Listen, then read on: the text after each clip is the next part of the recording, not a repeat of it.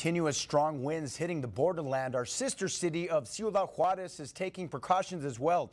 Earlier this week, the city had similar conditions, and it was all created by lots of storms and wind, and also it had lots of damages. ABC 7's Juarez correspondent Heriberto Perez has the story.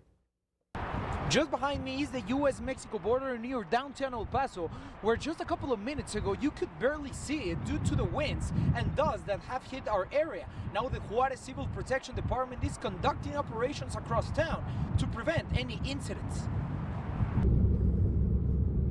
This was my view this afternoon while driving next to the U.S.-Mexico border. You could barely see El Paso and the mountains. On Monday, our area saw strong winds, but authorities say it wasn't just that. El día lunes tuvimos un aviso, tuvimos una velocidad de 75 kilómetros por hora. With wind gusts of 75 kilometers per hour, that's nearly 50 miles per hour. The commander of the Juarez Fire Department says what happened Monday was only a warning. Las cuales nos ocasionaron daños aquí en la ciudad en anuncios espectaculares, árboles. He told me those wind gusts caused damage to billboards, trees, electric poles, and home roofs. Just take a look at this video. This is a movie theater billboard that fell on Monday due to those winds. For Thursday, officials like Commander Rodriguez are following the 60 miles per hour wind gusts we've seen. Recordemos que son ráfagas, no es aire sostenido.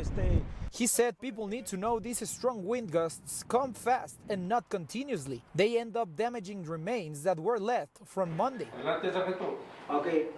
While I was at the fire station, I saw firefighters getting calls of alleged poles damaging cars in different sectors of the city. And Commander Rodriguez also told me the exact number of cases they were called out to on Monday and what have they assisted on Thursday so far. I will have more details tonight on ABC 7 at 6. Reporting in Ciudad Juarez, Heriberto Perez, ABC 7.